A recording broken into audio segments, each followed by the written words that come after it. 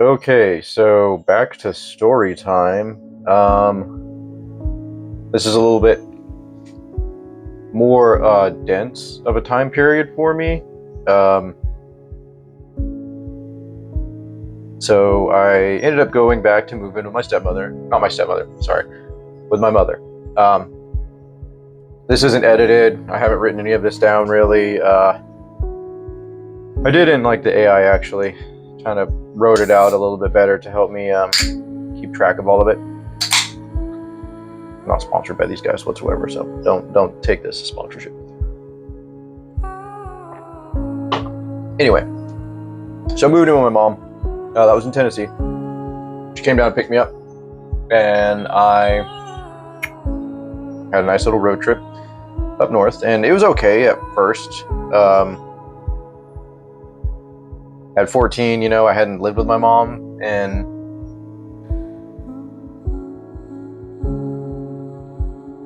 from like 6-ish, about 6 to 14, so a little over 7 years, about 8, and yeah, 13 going on 14, so about 7 or 8 years. I hadn't lived with my mom yet in a while.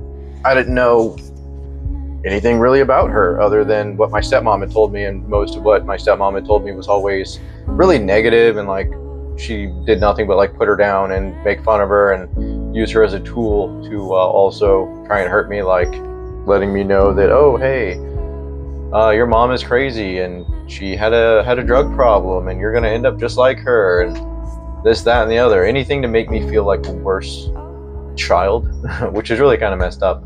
Anyways, so I moved in with my mother and her husband, gentleman named Brian, and he and her had met in a mental institute, which is fairly common. Something about like trauma bonding, or you guys, not you in specific, but people who go into these institutions tend to have impulse control issues, and their mental health obviously isn't good. So is their trauma. So like they all bond via those nice mixes of chemicals, and also no one wants to be alone in a place like that. They're horrible places. Like they don't really help as much as you would think they do, and I really feel like more people need to go in who are sane and of clean mental health and just see what goes on in these places. Like they need to be audited and they need to be investigated, and people need to see more of these places to see what's happening to anyone who goes in there. Anyway, so she went in there, she came out. I moved in with her after she'd met her husband. They had a little shotgun apartment. No, I'm not talking about a weapon here. I'm talking about the style of the apartment. It is, you go in the front door, there's a wall that leads all the way back to the very back of the apartment, and that is a solid wall. And then you have rooms that branch off to the right. So it'll be like wall, this is your living room. There's another wall just after that, which makes up your kitchen. And then there's a nice wall at the very end that was just a solid wall all the way across. And that was where the bathroom was. But like from the front door to the back door was just a straight shot.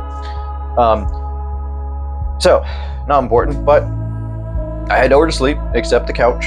By this point, I was used to sleeping on couches. My parents, when I lived back in Washington, didn't really give me a bed. My grandmother did, though. She was super nice. Gave me my own room, and it was really nice. Had a computer. Like, I had everything I could have ever wanted there, and I messed it up. I admit that, but I also was traumatized and didn't know how to respond, and didn't have therapy or anything like that to take care of it. So there's a lot that I needed and resources that I needed, and I did not know how to ask for nor advocate because I was a small child and my grandmother was older and probably didn't see a lot of it. Didn't make sense to her. So,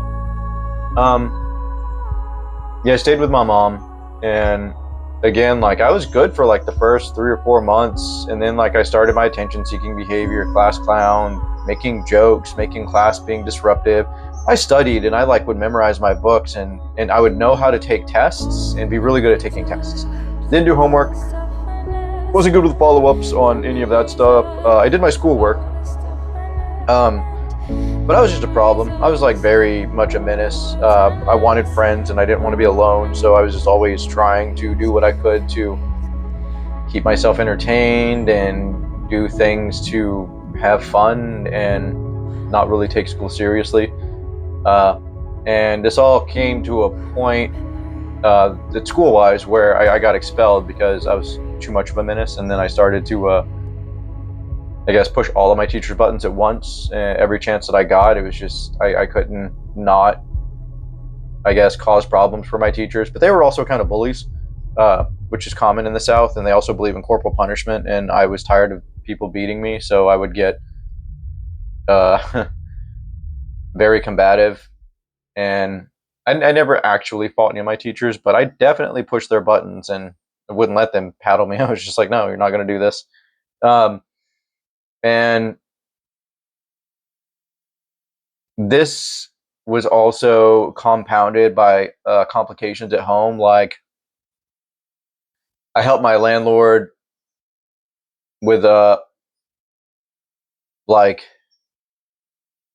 yard work, and he owned a horse ranch, so I would help him like pitch hay bales and like stack hay bales and work on stuff like that. And he tried to teach me to drive at the time, which was a bad idea because I had no idea how to drive. So like my abilities to like control stopping and going with the gas were not great, and I got in a bit of trouble for that. When really all I did was just like I was a little bit jerky on the gas, and he freaked out rather than like being calm and taking his time and being like, "Oh no, well this isn't how you do it," or giving me an empty vehicle to start with. You know, I don't know, a lot of common sense things that just kind of flew under the radar there. Um, and then it led to he gave me my own house across the street, uh, and I guess he had intentions on giving me my own house across the street, and me being like 13, 14-year old was just like, oh cool, I get my own house. No way, like this is so cool, why would anybody give me my own house? And then I found out why. First it was just to play video games and hang out and be by myself, but then he wanted to come over and do things um, with me, like watch videos and try and get everyone excited. I won't go into like explicit details, but um, we'll just say it wasn't great. Um, and then that also started to make me angry. And like I was driving my mom's car at the time. I was learning how to do stuff on my own. This is before I'd actually gotten expelled. This is what led up to being expelled because more bad things just kept happening. And I took it out on my teachers and I took it out on everybody else. And I didn't know what to do with all of that information and stuff that was happening. So I just kept being a menace and got expelled from school. And then my mom's husband started being a menace and was addicted to his prescriptions and was taking them way too much and was always falling asleep with cigarettes in his hand and always kind of out of it. And then he started going a little off the deep end and he attacked me with his hunting knife. And a lot of bad stuff happened that day. And he went to the hospital. And I just chilled out. I didn't think about anything for the day. I played video games, started smoking. Like it just wasn't a good time. Um, and yeah, I think I'll be good for this. There, I'll add to the story later. This is probably going to take a few days to get through, or weeks. Hopefully, only like a few days. I'm trying to run this through and be done with it, and then I can get to the brighter side of things.